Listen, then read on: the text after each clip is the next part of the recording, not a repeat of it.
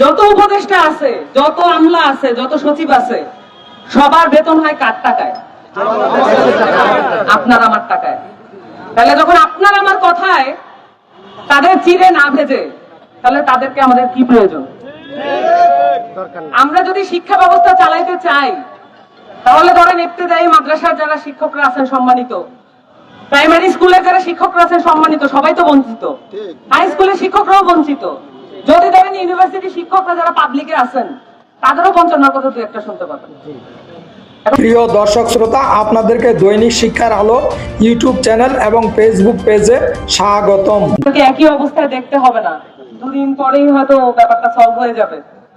দুঃখের সাথে লক্ষ্য করতে হলো, আমরা খুব পরিষ্কার ভাবে আমাদের দাবি জানালাম আপনাদের সাথে দাঁড়িয়ে, আপনারাও জানিয়েছেন। দুঃখের সাথে লক্ষ্য করতে হলো যে রাষ্ট্রকে কোন একটা যৌক্তিক বিষয়ে নড়ানো কত কঠিন। আপনার আমার ট্যাক্সের টাকায় গড়ে তোলা রাষ্ট্র আপনার আমার কথায় নড়ে না। কার কথায় নড়ে? যদি এখানে সবচেয়ে বড় রাজনৈতিক দল, বড় বড় আমলা, তারা যদি চায় তাহলে এটা নড়ে, তাহলে আমরা কেন ট্যাক্স দিব? আমাদের তো ট্যাক্সের পয়সা নেওয়ার দরকার নাই। 12,500 টাকা কোন ধরনের পেশা নিরাপদ? শিক্ষক তো জাতির মেরুদণ্ড বলি আমরা, শিক্ষা জাতির মেরুদণ্ড। মেরুদণ্ডের পিছনে খরচ হচ্ছে 12,500 টাকা পার হেড। এই হচ্ছে মেরুদণ্ডের খরচ, তাহলে মাথার খরচ কত? এখন এই যদি হয় পরিস্থিতি, তাহলে আমাদের তো কোনো উপায় নাই। আপনাদের সকল দাবি, সকল যে অবস্থান, সেটার সাথে নৈতিকভাবে থাকা তো আমাদের রাজনৈতিক দল হিসেবে কর্তব্য, না হলে তো আমাদের কোনো জায়গা নাই। আপনারাই তো সেই মানুষ যারা আমাদেরকে ভালোবাসা দিয়ে সমর্থন দিয়ে টিকায় রাখবেন। কিন্তু আমরা যেটা দেখলাম যে অনেক বড় রাজনৈতিক দল তারা এগুলার তোয়াক্কা করে না। কোথা থেকে তাহলে এইসব নির্দেশ আসে? দেখলাম যে বড় বড় রাজনৈতিক দল তারা বলেন যে এই ধরনের একটা আন্দোলন ঘটানো হচ্ছে শিক্ষকদের মাধ্যমে, এটার পিছনে কারা আছে জানে এবং এটা প্রতিহত করবে। তারা এটা প্রতিহত করবে। একটা 1500 টাকা একজন মেডিকেল ফি চাচ্ছে, সেটা প্রতিহত করে কিভাবে? তাদের সবাইকে নিয়ে যদি আমরা একটা শিক্ষা কমিশন এখান থেকে গঠন করে দিই এই শহীদ মিনার থেকে, তখন তারা কি করবেন? আমাদের যেটা সবচেয়ে বড় ভুল হয়েছিল, এই 5 আগস্ট এই শহীদ মিনার থেকে বিপ্লবী সরকার যে আমরা জনতা মিলে গঠন করি না, এটাই তো সবচেয়ে বড় আমাদের ভুল। তখন এই ভুল যদি আমরা এখন শুধরে নিতে চাই, তাহলে কি হবে?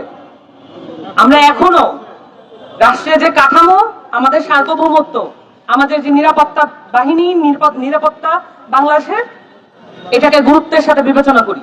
কিন্তু আমাদের যে বিবেচনা, সেটাকে দুর্বলতা ভেবে, দুর্বলতা ভাবার কোনো সুযোগ নাই। এবং আমরা দেখতেছি একটা বড় রাজনৈতিক দলের দায়িত্ব কি বলেন তো? রাজনৈতিক দলের দায়িত্ব হচ্ছে যে কোনো মানুষের সুযোগ সুবিধা সেবা করা, নাগরিক অধিকার এবং পেশাজীবীদের যে নিরাপত্তা, তাদের পেশার নিরাপত্তা নিশ্চিত করা। 12,500 টাকায় কোন ধরনের পেশা নিরাপদ? 12,500 টাকায় কোন ধরনের পেশা নিরাপদ? শিক্ষক তো জাতির মেরুদণ্ড বলি আমরা, শিক্ষা জাতির মেরুদণ্ড। মেরুদণ্ডের পিছনে খরচ হচ্ছে 12,500 টাকা পার হেড। এই হচ্ছে মেরুদণ্ডের খরচ, তাহলে মাথার খরচ কত? এখন এই যদি হয় পরিস্থিতি, তাহলে আমাদের তো কোনো উপায় নাই। আপনাদের সকল দাবি, সকল যে অবস্থান, সেটার সাথে নৈতিকভাবে থাকা তো আমাদের রাজনৈতিক দল হিসেবে কর্তব্য, না হলে তো আমাদের কোনো জায়গা নাই। আপনারাই তো সেই মানুষ যারা আমাদেরকে ভালোবাসা দিয়ে সমর্থন দিয়ে টিকায় রাখবেন। কিন্তু আমরা যেটা দেখলাম যে অনেক বড় রাজনৈতিক দল তারা এগুলার তোয়াক্কা করে না। কোথা থেকে তাহলে এইসব নির্দেশ আসে? দেখলাম যে বড় বড় রাজনৈতিক দল তারা বলেন যে এই ধরনের একটা আন্দোলন ঘটানো হচ্ছে শিক্ষকদের মাধ্যমে, এটার পিছনে কারা আছে জানে এবং এটা প্রতিহত করবে। তারা এটা প্রতিহত করবে। একটা 1500 টাকা একজন মেডিকেল ফি চাচ্ছে, সেটা প্রতিহত করে কিভাবে? অসুস্থ হয়ে মারা যাবে দেশের নাগরিক, এটাই কি প্রতিহত করা? তারা মেরে ফেলার জন্য আয়োজন করবেন আরো, এটাই কি প্রতিহত করা? এখন পরিষ্কার ভাবে দেখতে পাচ্ছি এই বাংলাদেশের যে রাষ্ট্র, এই রাষ্ট্রটা আর মানুষের নাই।